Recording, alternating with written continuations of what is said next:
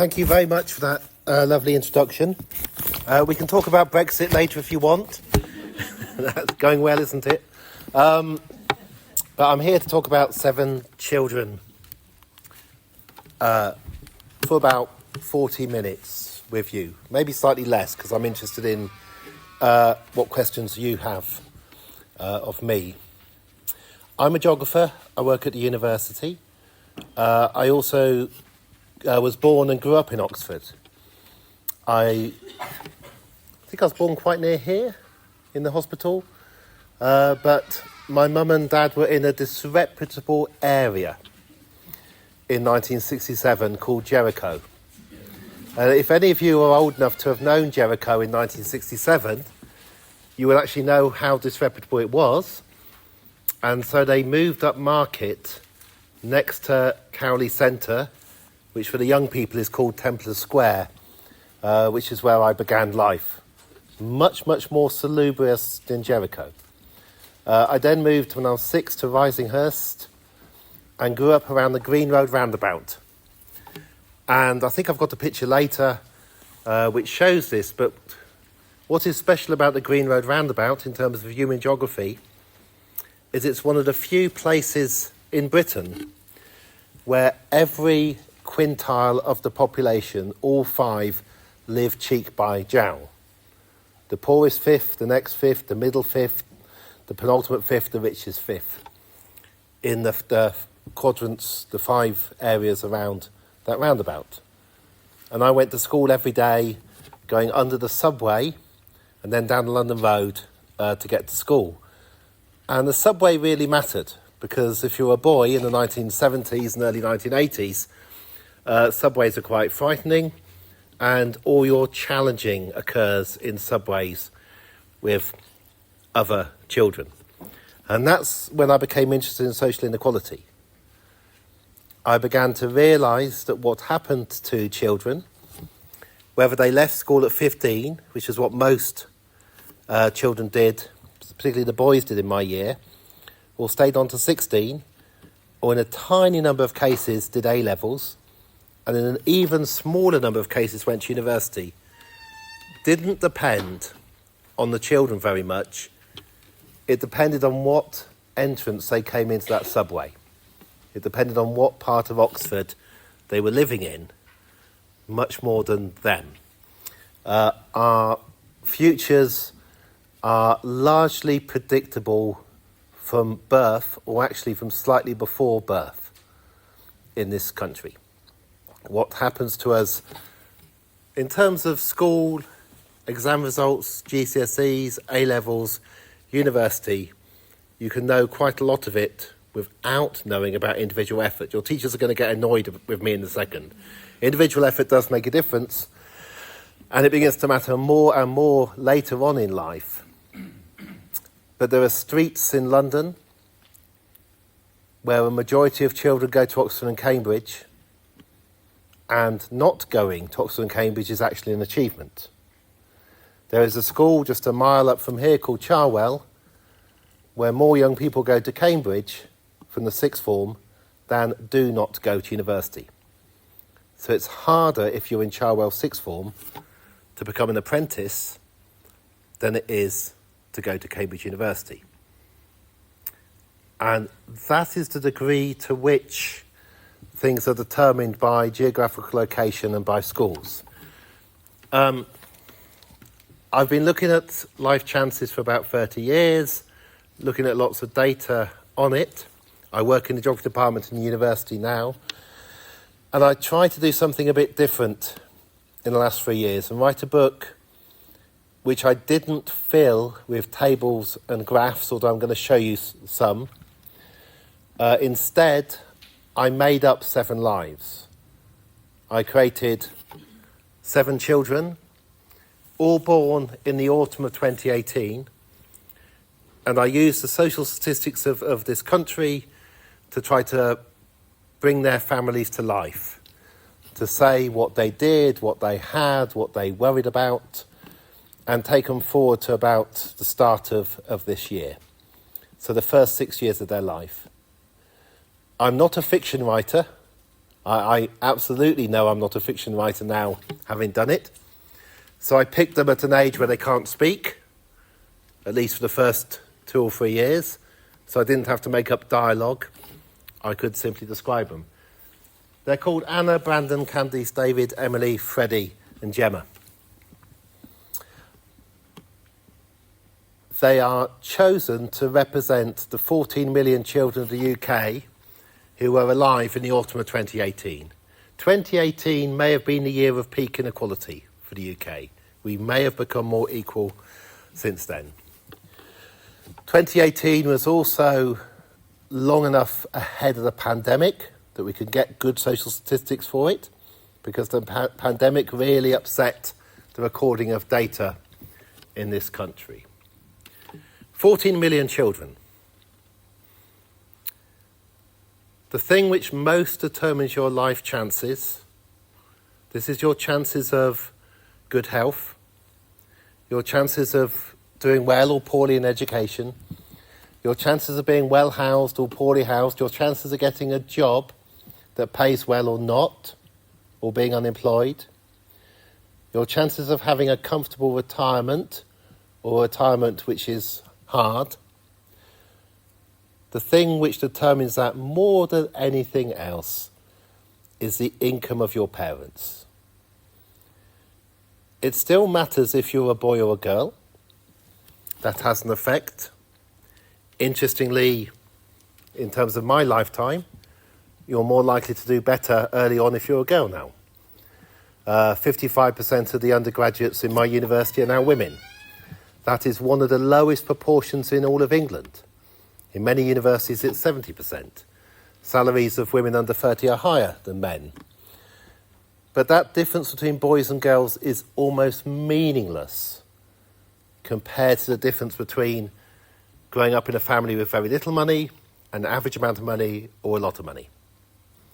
And we can argue about this later, but income, more than wealth, income defines you. I should come clean about myself, by the way. I grew up in the bottom of the 1%. My dad was a general practitioner, a doctor. My mum was a teacher. We lived on a large detached house. A GP working for the National Health Service in the 1970s had an income which put you just at the bottom of the top 1%. 99% of people had less money than I had growing up. So this isn't a chip on shoulder story. If you want an equivalent to me, it's Rishi Sunak. Rishi Sunak grew up in Southampton with a father who was a doctor, an NHS doctor. Mum was running a pharmacy very near, which does rather help increase the income. So I didn't go to Winchester or wherever Rishi went, but similar, bottom of the 1%. There is more inequality in the 1% than in the other 99% of society. Again, Rishi's brilliant for demonstrating this. He married somebody from the top of the 1%. Rishi's wife's income last year, 2023, was greater than the income of all the Labour politicians in the House of Commons put together. And that was just simply the money she made from her wealth. All right, that's really rich. Whereas, I'd like to claim, being at the bottom of the 1% isn't so different, but of course it is. That's why I'm confident, it's why I'm smug, it's why I can stand in front of you and do these kind of things relatively easily. It's why I can work in the University of Oxford and not feel intimidated by the other people who work there. It's social capital. More complicated again, it's not just money, it's other things, but it makes a difference. 14 million children. We're going to take the income of their parents and we're going to get them all to make a line from the poorest to the richest. And then we're going to cut them into 7 groups of 2 million. And then we're going to take the middle child from every 2 million. So we're going to ignore the poorest million. We're going to ignore children who are homeless. We're going to ignore children who go to food banks. We're going to ignore children who've got a parent in prison, most of whom are very poor. Our poorest child, Anna, is better off than 1 million other children, but lives in a family with less than 13 million. And we go all the way up to Gemma, and 1 million more children are better off than Gemma. But by taking the middle child of chunks of 2 million, my argument is that this is representative. And you've seen enough of that, so another slide for you to look at. The main reason for the slides is so you don't look at me, because although I'm confident, I'm not that confident. I'm also not that pretty. So there's a pretty graph for you to have instead. Again, people who are older in the audience will probably realise where I got the idea of 7 children from. It's a series called 7 Up, of just over a dozen children, I think picked in the 1950s, first filmed in the early 1960s. They are approaching their 70th birthday. They were picked in the 1950s from exclusive pre-prep in London and a children's home. Mostly boys but a few girls, but they were picked from the extremes of society. And then they were filmed every 7 years to show how people's lives change. And so this is now an institution in Britain. But we were so equal, and this is what this graph is showing, way back in the 50s and 60s, that it would have been a very boring documentary if they had chosen representative children, because most people's lives were quite similar back then. Somebody like me was unusual. A doctor's son was unusual. But in Oxford back then, most people's families had a good income, better than their grandparents or great-grandparents had ever had.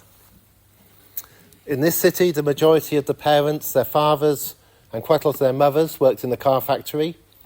The car factory and the other factories employed about 40,000 people in total, and the salaries, the wages were roughly double what a servant at the university got. So this was good money. You could have a holiday every year, things like that. The graph is showing you the Gini coefficient of income inequality, which I don't expect any of you to necessarily know. There are many measures of how unequal we are. But the point of it is, if you've got very good eyesight, in the 60s and early 70s it was low. It then became even lower as trade unions run some strikes in the early 70s. We had never been as equal, possibly since we were hunter-gatherers. Yeah, it is that extreme. And then in the 80s we have this big, continuous rise in inequality. People with more money got more money, year after year after year. It was a time of loads of money, where football fans from the south would wave wadges of cash at people in the north, because in the south they were doing better. In the 1970s, the shipyards in Glasgow and the Clyde closed. Shortly after that, the shipyards on the Tyne and in Belfast closed, and the jobs began to go in Liverpool, and a wave of deindustrialisation came sweeping down the country. 3 million people were unemployed by the early 1980s, but it wasn't yet affecting a place like Oxford. But then it did come to Oxford. So my year was the last year of boys who were taken on almost entirely to the car factory. The last year of full employment. The year after me, there suddenly were no jobs. But the differences between people were growing. You didn't necessarily want a job in a car factory. It was a horrible job. It was noisy, it was dangerous, and the conveyor belts just kept on moving. If you're going to remember anything from me droning on at you, just one recommendation as you live in Oxford. How many of you have been on the tour of the mini plant? Just give it one hand up there. Anybody else? Couple? Good, right. You can go on a tour of the car factory now. There are 1,200 brilliant, almost silent robots. Each robot is quite large. They're designed to fit in the back of a 20-foot truck in case BMW ever want to move the car factory from Oxford to the Czech border. We gave them 75 million a year or so ago not to do that. The factory is now almost silent. There are still about 3,000 people working there, but they're mainly looking after the robots. The factory produces an electric Mini every minute and 2 seconds. The export profits made on a Mini are greater than you can make on an overseas student who can take 4 or 5 years as compared to 1 minute and 2 seconds. The BMW factory in Oxford is by far the most productive entity in this city. Unfortunately for us, it's owned by BMW that are German. The second most productive profit-making business in this city is the universities, but not as much. But the world changes. And you get a wider set of incomes. You no longer have that core of money in the middle. You have more jobs which are higher paid and more jobs which are lower paid.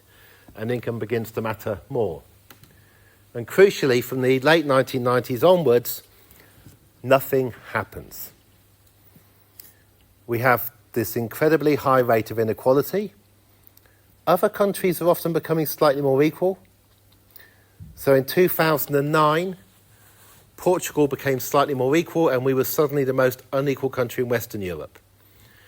By about 2013-14, we'd overtaken, just by staying still, every country in Eastern Europe apart from Bulgaria. We are, give or take, Bulgaria, the most unequal country in Europe now, just by staying still.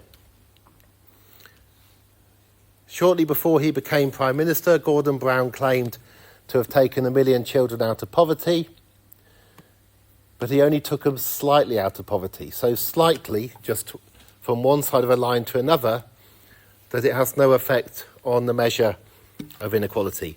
It's like a measure of blood pressure. So living with high inequality isn't something that's just bad, it gets worse the longer you live with it. Let's zoom through a few of these. How do you construct 7 children from data? Since 1994, we've been running a survey that asks a series of questions. It asks, can you afford to decorate your house? Now that's tricky, because it depends what you think of as decoration. It asks, can you have a holiday once a year? That's easier because it defines what a holiday is. A holiday, if you wanted to know how many you've had, or none, is a week spent away from home, not staying with family or friends. I'm not going to do any surveys. It's always... Well, it's interesting. You can see how close to the bone this stuff is. If we had more time, I could get you quietly to work out, well, 2024 is almost at an end. So how many holidays have you had? Has it been none? Was it just one in the summer?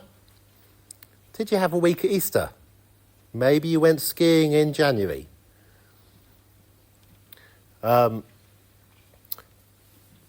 Approaching 40% of children in the UK have no holiday year. None. By the definition of 7 days away from home. And that's risen over time. In the past, it was much more normal to have a holiday. Some of us get several holidays a year. I might say on my holidays, oh, I'm still working, I'm checking my email in Seville or Tuscany or by the sea in the Aegean, but it's a holiday. Can you afford household insurance? Can you save £10 a month? Can you replace furniture when it's worn out? Can you replace electrical goods? A kettle, a washing machine, which is fairly vital, or a mobile phone, which, as you know, is absolutely vital. You try and live without a mobile phone, it's almost impossible. Do you have any money to spend on yourself? Can you keep the house warm? Can you pay the bills? Along the bottom, you've got the proportions of parents who say they can do this, which in each case is over 50%, or say they can't afford to, which in the case of holidays is 36% of parents, or the really interesting category, they no longer need it. And with holidays, we've seen a rising number of people say, it's not something we need. We don't need that. Because when you live in a country that's very unequal, year after year after year, it's no longer different. You become used to it. I'm old enough to remember what a more equal Oxford was like. I'm old enough to remember when the schools had just been changed from being grammars and secondary modern, so all made comprehensive, and nobody was quite sure where to send their child to school.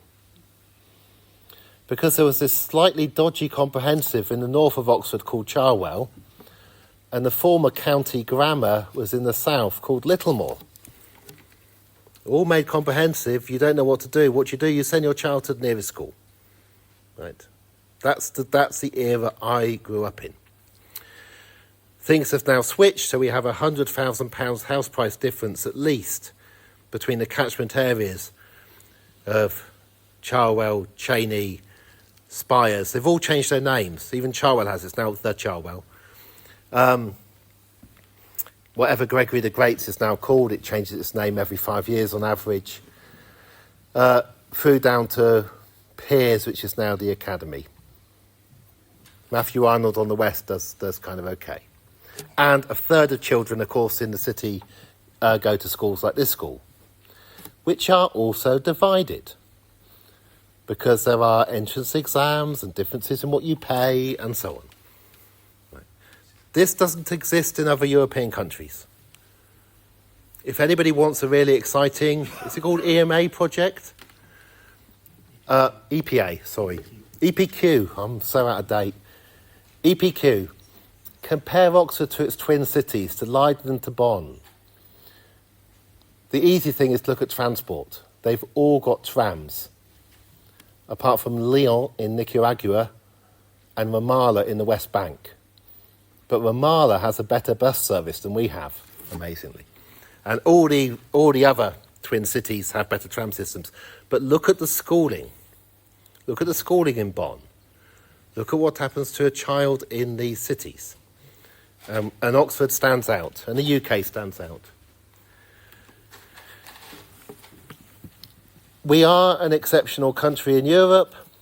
Somebody has to be. This is a graph of data from the IMF. The red line is us. It's public spending as a proportion of GDP. In effect, it's the same as the tax take.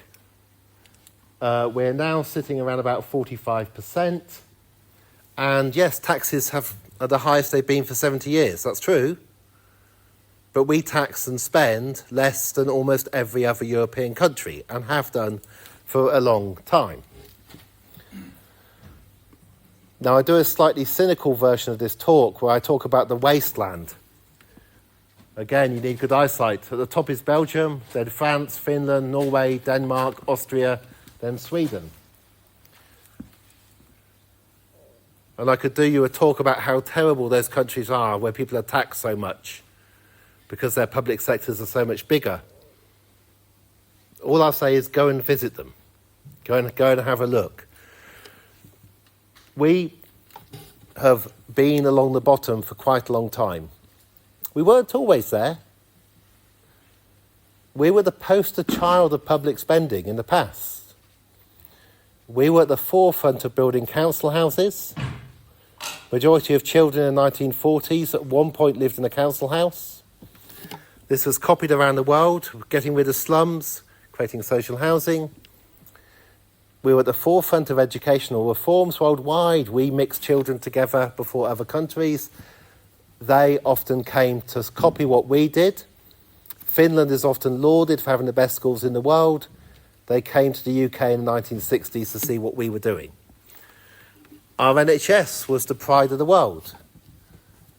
When I was born in 1968, there were baby incubators. There were hardly any in the world, but there were baby incubators in Oxford. 11 children, 11 babies in every 1,000 died. It was the lowest rate in the world. We had the highest life expectancy in the world, bar 6 very tiny countries. Now, we're way down. There are 5 or 6 Eastern European countries where a newborn infant is at greater risk than us, but it's not good. The two jumps in the graph, the first one is the banking crisis of 2008, where all governments bailed out the banks, and the second is COVID, if you're wondering what those things are. But the key point of the graph is just showing you enormous differences. And if you're a geographer like me, this is brilliant. Because we don't have to speculate what would happen if you taxed and spent more.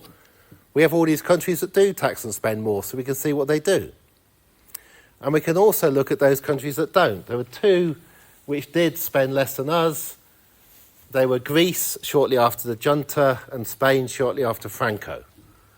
Right? So countries without democracy tend to be low tax and spend.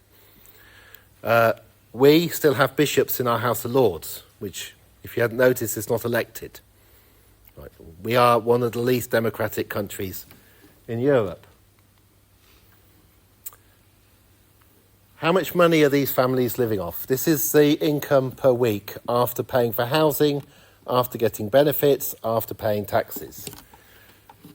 For Anna, whose mum is a senior healthcare worker, works in a home for old age people.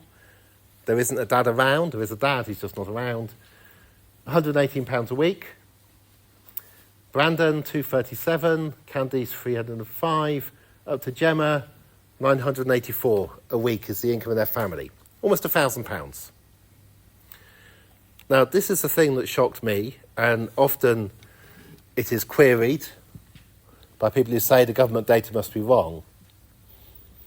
£1,000 a week disposable income is £52,000 a year.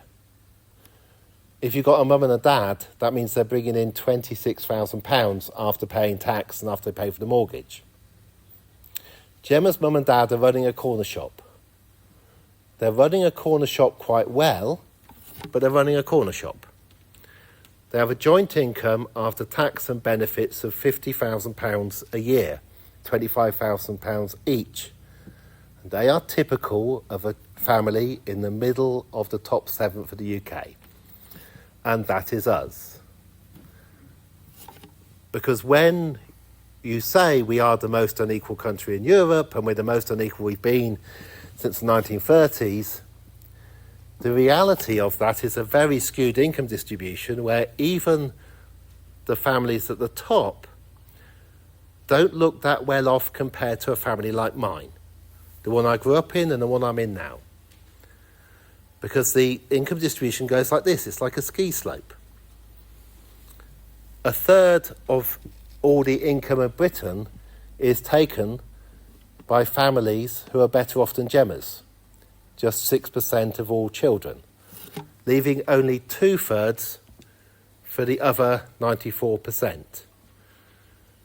And we weren't like that a decade ago, 2 decades, certainly not 4 decades, 5, 6, we were dramatically more equal. You have to go back to the 30s and the 20s, where the most common job for women, at least at the start of the 20s, was to work in service. And the big houses going down here on the Banbury Road still contain dons. And the point of having a house that big is that you could have the women servants in the attic and the men in the basement. Right.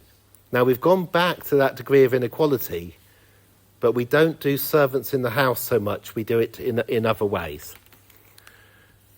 There's less than 10 minutes to go. You'll be glad to know. My job's become easier because this has become well known. These quotes are from Stephanie Flanders, who was the BBC economics editor and worked for JP Morgan Bank, and I think now works for Bloomberg, and John Byrne Murdoch, who's a journalist at the Financial Times. The poorest fifth of people in Britain are poorer than the poorest fifth in most of Eastern Europe.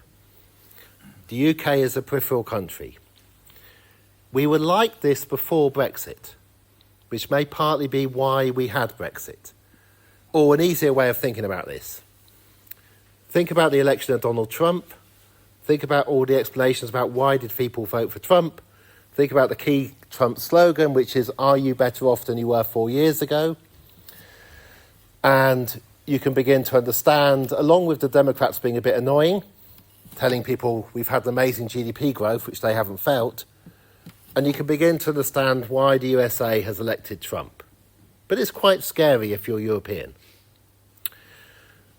We're the equivalent country in Europe. We're that one that did the same to people that the USA has done. Not as badly, but more than any other place in Europe. The graph up there is child poverty rates, and I put it up there simply to give you an illustration of change. Again, if you're old enough, Scotland now has one of the lowest child poverty rates in the UK. Surrey has a higher rate of child poverty than Scotland. And these things are still a bit shocking to discover.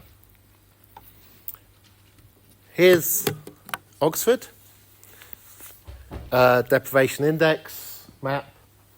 For those who know Oxford, you can see the little green road roundabout with the red and the orange and the yellow and the light blue and the dark blue. If you want to know why somebody becomes a professor of human geography and looks at inequality, all you got to do is make them grow up around that roundabout.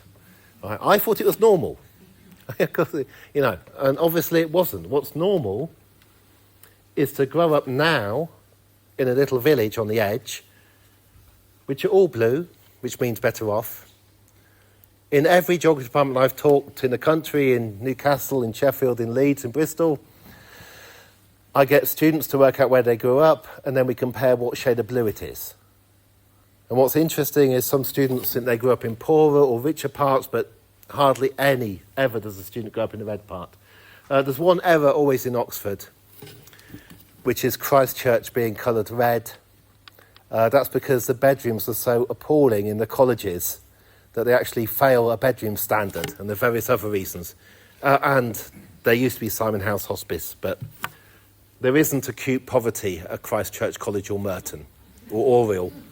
But there is still in Blackbird Leys, there is in Rose Hill, and there is in Barton. The pie chart is the incomes of our 7 typical children, just expressed as areas. So you can see that Gemma, the daughter of a mum and dad who work in a corner shop, they're getting by on more money than the poorest 3 children are. In the book, if you want to get it for Christmas, Gemma's father and Gemma's mother's dilemma is whether they're going to go for private education or not. The issue is that Gemma's got a sister. Dad would like to do it, mum doesn't. And when it comes to the idea of paying, there is an enormous chunk, probably 4 out of the 7%, a majority, who are not in the state sector, for whom this is an enormous financial burden. I think 4 out of 7. And then there is a 1% for whom this isn't an issue at all. You could put the fees up to 60, 70, 80, 90,000 pounds and it wouldn't be an issue. Almost at the end of these diagrams, I'm trying to give you an idea about how you do this. I found this really difficult to do. I wasn't that good at it. About 50 publishers turned the book down, not just because my writing was awful, but maybe, but because you're not allowed to write a book which is part fiction, part non-fiction, I discovered. Publishers will only publish non-fiction or fiction, and this was mixed. But 3 publishers did ask me if I had permission from the children's families to tell their stories, which was gratifying. So I'd managed to tell stories that felt true enough. I won't go through this table, other than to say there's wonderful kind of life in these social statistics if you're weird enough like me to look at them. If we take Gemma, Gemma doesn't have a holiday once a year, even though the family are relatively well off. Our top 7th child. Why doesn't she have a holiday? I think it's about 2% of children in that group don't. Because mum and dad run a corner shop. If you run a corner shop, you could get somebody in to run it when you're both on holiday, but it's easier not to have a holiday. And if you're contemplating Gemma going private age 11, maybe you save your money and you don't have a holiday. So we have this variation, but we have more answering no to people with less, and more question marks, meaning don't think I need anymore. These children do not meet. The 7 children do not meet each other, hardly meet at all. That's partly because they're geographically separated, because so many of the top 7th and the next 7th live in the south of England, in more affluent cities and villages. So many of the poorest live in the north. But, and again, Oxford is a brilliant example for this, the children of Oxford do not meet each other. I won't, we can save it for questions. And of course there's some meeting. There's meeting in guides and brownies.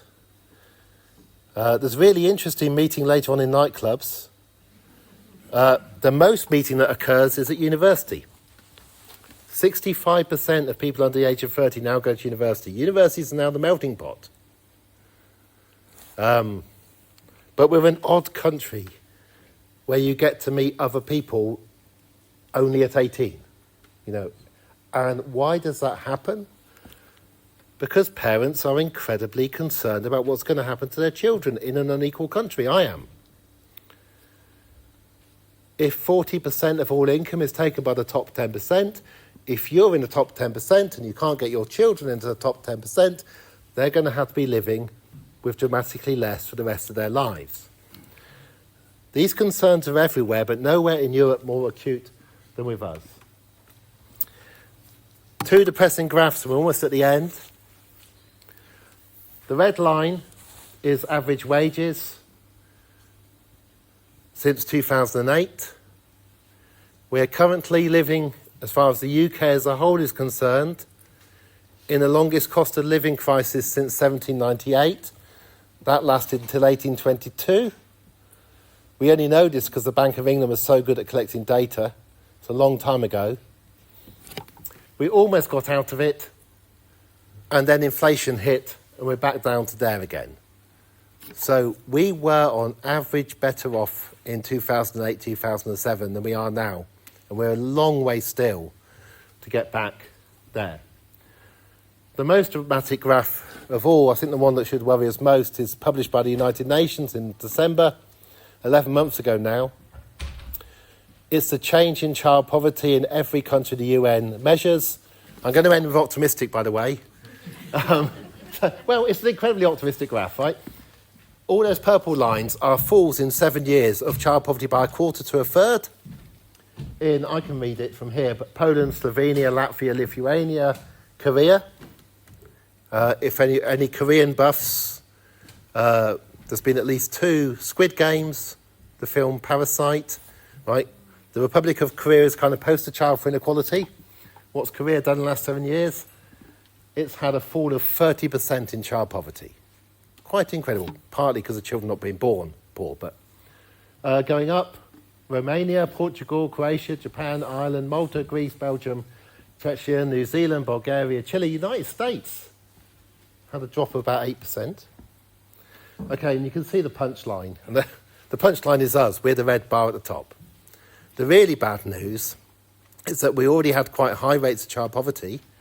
The countries just beneath, Iceland, France, Switzerland and Norway, had some of the lowest rates in the world. So their increase, actually, they're still some of the lowest in the world. Right. We have been exceptional. It's not good. From my point of view, it means that I don't have to have the kind of arguments I used to have about this. The statistics have become so blunt. It's obvious. Since 2008, the height of children in the UK, which we know is England, because we know it's been going up in Scotland, children have been becoming shorter. this is not because we've let lots of small immigrants in, right? Which on Twitter, you wouldn't believe how many people go, oh, it's because of all those short immigrants, right? We haven't been letting people in large numbers, let alone short people. It's nutrition that's got worse, the food that people eat. It's also happening in the United States. If you want to know about the effects of letting in migrants, Germany is a lovely example. A 14-year-old girl cried in front of the Chancellor, and she and her cabinet let in 1.5 million Syrian war refugees, half of whom were children, and you get a slight dent in the average height of Germans for a slight amount of time. And the graph is from the Financial Times about all the political parties in the world and which is the most right-wing economically. I'm just trying to say we are an outlier. Somebody has to be an outlier. Why the UK? In hindsight, we were the richest place on the world 100 years ago, the centre of the largest empire the world's ever known. You never recover quickly from going down the ranks. Right? I think that's why we are in such an extreme position. The good news is it is almost impossible for it to get worse. It takes a lot of effort to do this. It's almost certainly going to get better. If you remember at the beginning, I said I picked 2018 because that's the year in which we were most unequal. Since then, almost all pay deals that I've seen have been progressive. Before then, pay deals would be 3% for everybody, which means if you're high paid, you get the most. If you're low paid, you get 3% of the lowest amount. Trade union pay deals are now biggest increases for people with the lowest pay, very little or nothing for people at the top, including in the private sector. Benefits have gone up by inflation because otherwise people would starve, and that's been higher than wages. House prices in real terms have come down compared to inflation. We have wealth inequalities potentially reducing, all kinds of very interesting things going on. It's too early to say. The last time this happened was 1918, after the First World War. We had to pay for that war. It had gone on for longer than we expected. Society began to transform. Half of the equality that we gained by the 1970s was gained by 1939. Nobody was happy. There was a general strike in 1926. There was mass unemployment worse than the 1980s. But the bosses didn't take pay rises and the workers got them, and the gaps began to narrow. And so we went from a country where the most common job for women was to work in service, to be a scullery maid, to a country by the 1960s that when a judge turned to the jury and said, "Is this a book you would like your wife or servants to read?" the jury sniggered, and you are now allowed to read Lady Chatterley's Lover, because nobody has a servant anymore. We are potentially, thank you, that's brilliant reminding me, we are potentially at that point now. It's not a point that countries tend to choose. It tends to be out of desperation when you can't afford to be unequal anymore. And so you get story after story of, what was the news headline? I think it was the Mail this morning. Farmy Army. Jeremy Clarkson is going to lead his farmy army in on a protest to defend the right to inherit farms with no inheritance tax. Okay, you're going to get lots of this. You've already had a lot of it. There's our 7 children. And in the grey bars, you can see the other 100 they're taken out of.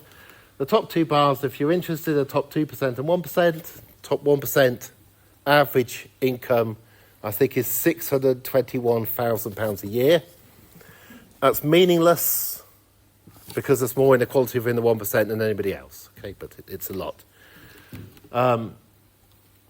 Here's the inequality lines for the other European countries. Another measure, most of them are going down. Most of the world is becoming more equal. The gaps across the world are narrowing, largely due to China, but only due to China. Yes, a few billionaires are getting very rich, which Oxfam do a great job of highlighting. But once you ignore the billionaires, which is hard if you're on Twitter because he bought it, once you ignore the billionaires, the gaps to the rest of us are reducing. Infant mortality and child health have never been better in the world and are getting better faster. Education has never been as good worldwide, never had so many people more literate, never had so many girls in secondary education, never had so many people going to university, never had such a rapid rate of increase in access to education that we have worldwide. I can go on and on about good global stories. But my point tonight is you've grown up, if you're young, in the most divided, most unequal country in Europe, at a time of its greatest inequality for almost 100 years, and that it's good to know that. You will almost certainly have a very interesting life because you'll be able to tell people stories about the world in which you grew up in. And if you're young and history repeats, then you will live in a country where the gaps between people become narrower and life in many ways will become easier for most people, including and crucially for the best off. Because one of the worst things about high inequality is that if you're near the top, it's very, very scary to imagine falling down. Whereas if you live in more equal times, as my parents did in Oxford in the 60s, or you live in a more equal country, you are much freer to do whatever job you want to do, and you're much more free to meet whoever you want to meet and spend the rest of your life with them, which is the ultimate freedom that's reduced by high inequality. Thank you very much for letting me talk at you, and please ask me some questions. Thank you.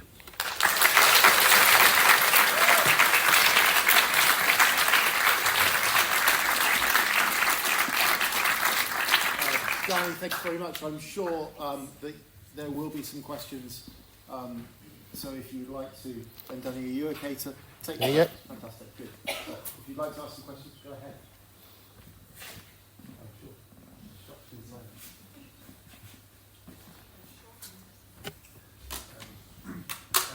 A fascinating talk, thank you very much indeed. Just something you picked up on was the disparity between children in Scotland and Surrey. That fact, can you just elaborate on that a little bit more? Yeah, it's shocking in my lifetime because the poorest areas of the UK used to be parts of Glasgow. Glasgow Shettleston was the poorest constituency. In a way, the poorest areas can't hardly ever remain the poorest. So way back in 1977, Peter Townsend identified 10 areas for the government to intervene in. A new government was elected in 1979. They didn't intervene at all. 5 of those areas got much better, which is kind of interesting. Scotland, it's probably devolution in 1997. It's probably the most successful Labour policy was letting Scottish people govern themselves. I don't think it would have mattered whether it was Labour or the SNP. I think simply being governed by people who understood Scotland was beneficial. The worst tenements were pulled down. Housing was improved. The dramatic things that have occurred in Scotland more recently is that a Scottish special child benefit was introduced during the pandemic, originally at £10 a week for children under 6 in any family receiving any form of benefit. It's now something like £26.10 for any child under 16 in any family receiving any kind of benefit. That's over £4,000 a year for a family of 3 children, and it's not tapered. You don't lose anything because you get it. So no child in Scotland need go cold or hungry. And it's fascinating because this isn't Finland, it's not Germany, it's not Norway, this is part of the UK. So there's a policy. The problem for the current government is it's an SNP policy, not a Labour policy, but it's there. The other thing that Scotland did is regulate landlords. So you can't just put up the rent and evict people. A third of children are living in houses with private landlords now. So you can be evicted with 2 months' notice. That was when we changed the law in the 80s on private renting. there was no intention that this would become the tenure of children. Nobody planned that, but it happened.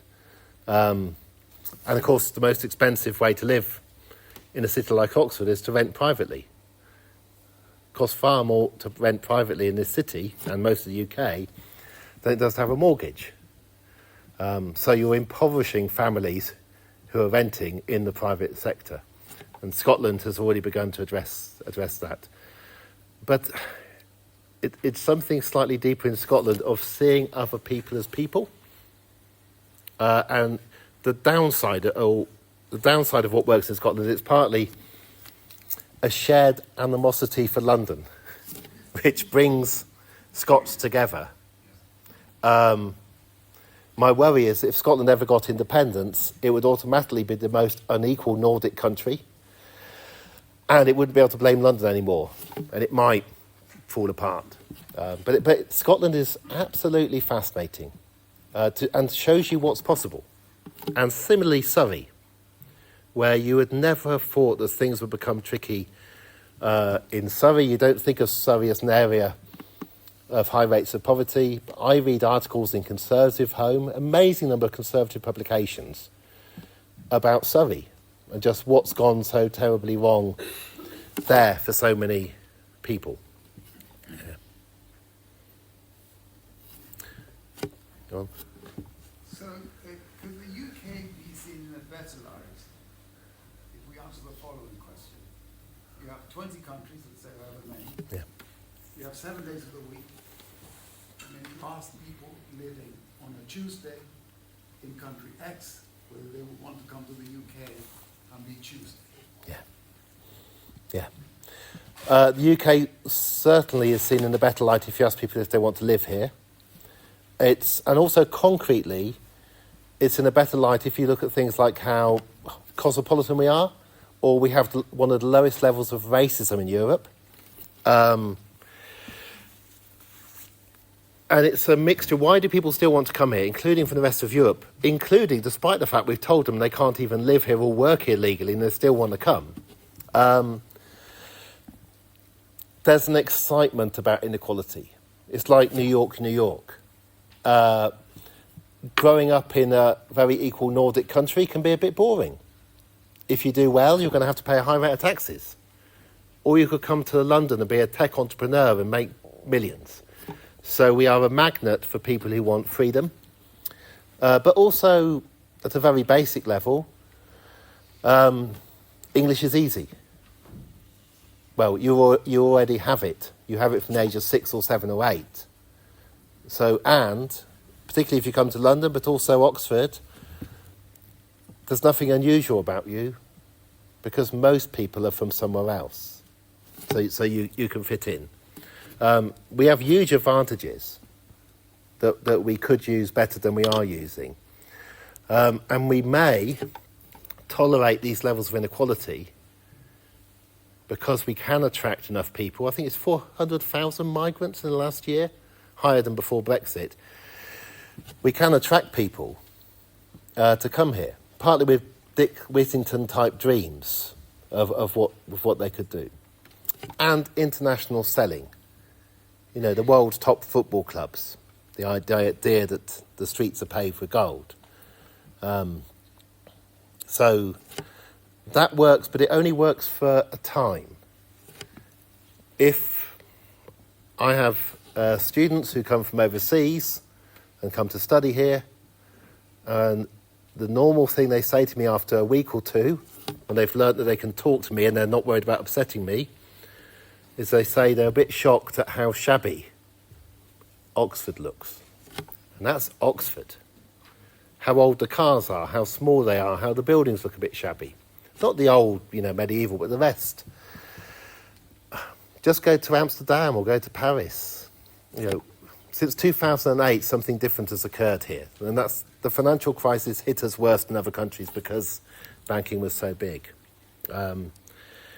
But no, we have other things going for us and other ways in which we rank highly, particularly on tolerance, and of tolerance of many different kinds. But in terms of a measure as simple as the height of your children, our children are shorter than other European children and getting shorter. And that really matters. What do governments talk about? They talk about body mass index of children. They say our children are too fat. But you can't work out body mass index without knowing weight and height. And the height isn't the fault of the children or their parents. And we don't talk about that. And in Scotland, where they released the height data more clearly, the children have been getting taller. So it's kind of becoming obvious. Well, that's my view about it. But it's painful because the adjustment is big. Asking the best off tenth of the population to, in effect, over 5 or 10 years, give up a quarter of their income by not having pay increases.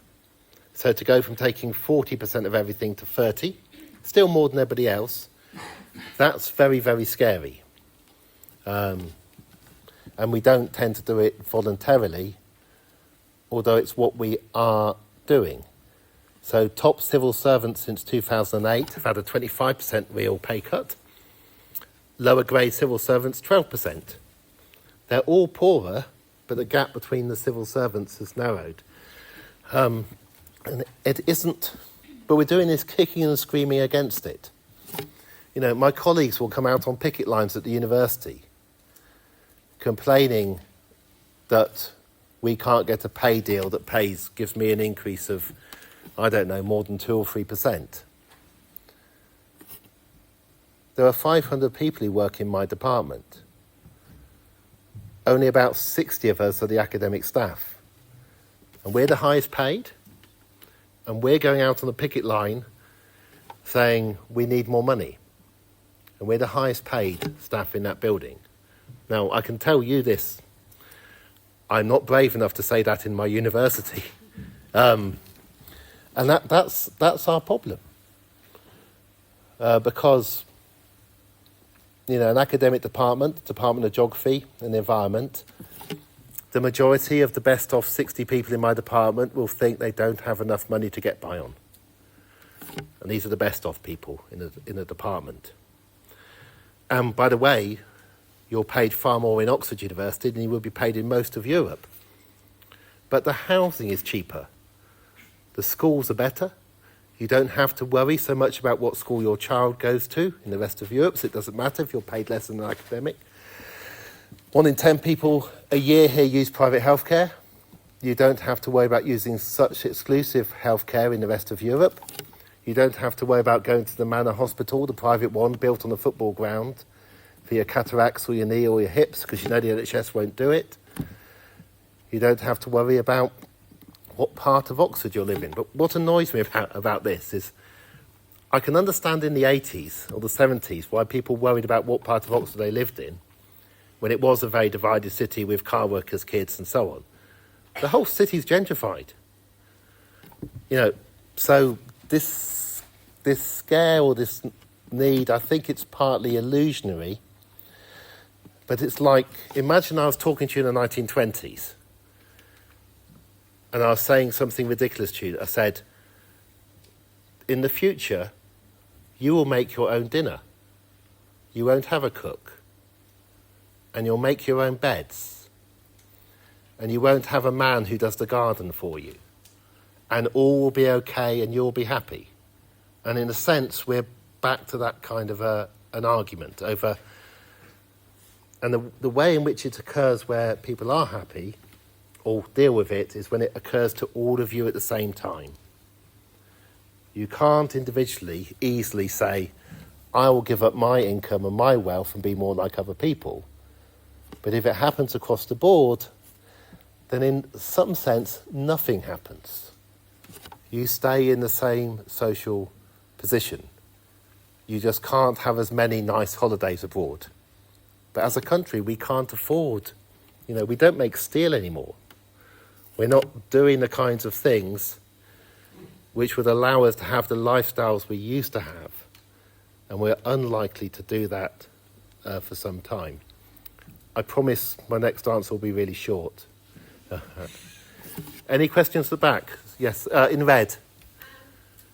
I was really interested to hear that the income of the parents is the most likely factor to affect which band you're in. Yeah. I'm wondering if you could tell us the most likely factor to propel people between bands.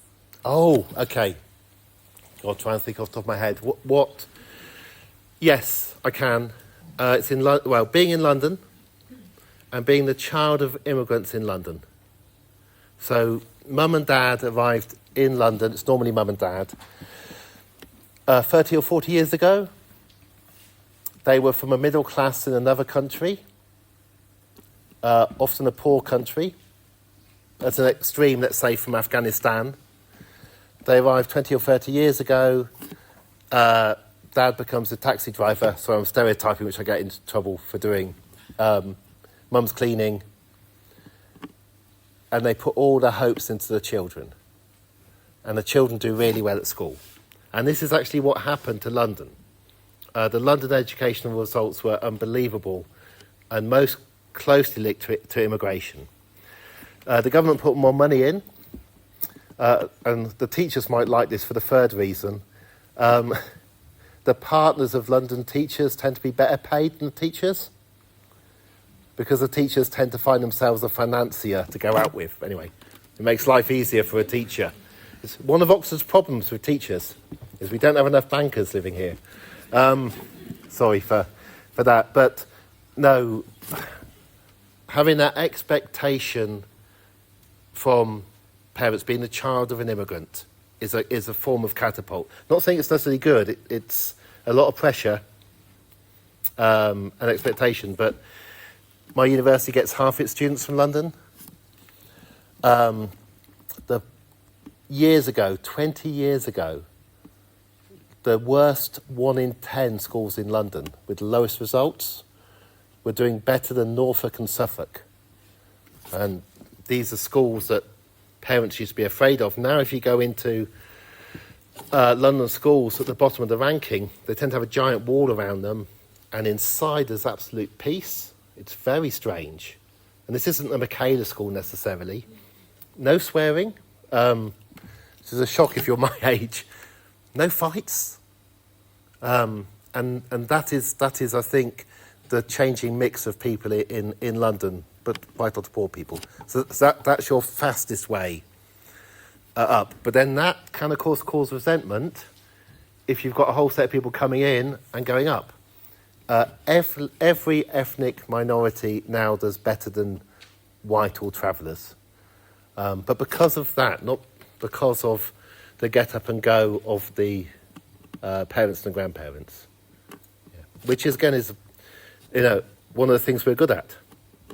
We mix more and we're more tolerant of mixing than other places. And London's a real big apple, much more than New York of mixing. There was a question directly behind you. Yes. You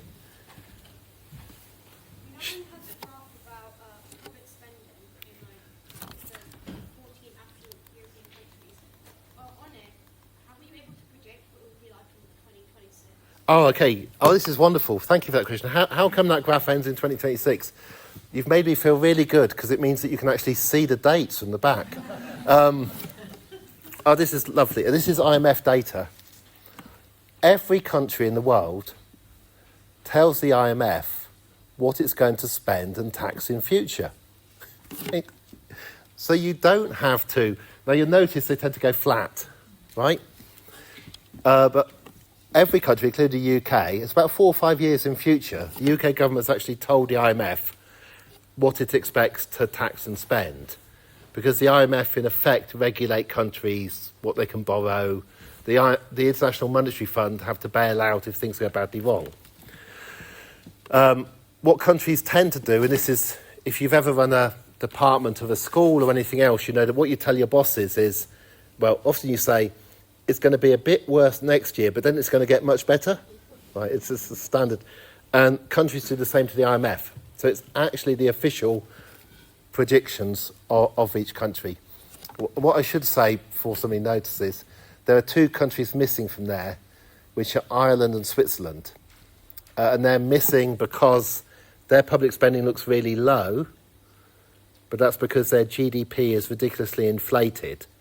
In the case of Switzerland, they have pharmaceutical companies and other companies based there for tax reasons, and Ireland seems to have half of all US companies based in Dublin. So I could have put Ireland and Switzerland on, but then I'd have to explain that, and it looks much nicer without them. But, another question, if we're okay? Maybe last one? Yeah, last question. You. I've got a question with a very short answer, but on the topic of missing countries, why are there 8 bars instead of 7 on the cover of the book? And I know everyone is cursing me right now, but I just noticed it. It was really bugging me. It wasn't just bugging you. There you go, 8 bars. 8 bars. I can't swear. English literature students. Publishing is absolutely dominated by people who've gone to university and studied English and the arts. And when they presented me with this cover, and I do like the 2 children on it, I said, it's great, but you've got to take away the 8th bar. And they said, no. They said, seriously, they said, visually it's well balanced. And I said, the book's called 7 Children. By the way, it's 7 because, I'll tell you quickly, the government data comes from 5 quintiles. Quintile 1, 28% of children. Quintile 2 contains 28% of children. 28% is double 14. 14% is the 7th. 2/7 for children in the poorest fifth. 2/7 in the next fifth of children. 1, 1, 1. That's why it's 7. No, the graphic designer wouldn't move. That's what they wanted. That's the country we live in, dominated by arts graduates. I pleased myself by saying that bar number 8 is me and Boris Johnson, and so we are kind of included. And bar number 8 goes not for me necessarily, but certainly for Boris. Does much better now he's no longer Prime Minister. Way up. But thank you. It's a brilliant question. If you have to go to university and study English, that's okay. But there are other subjects available. Thank you very much.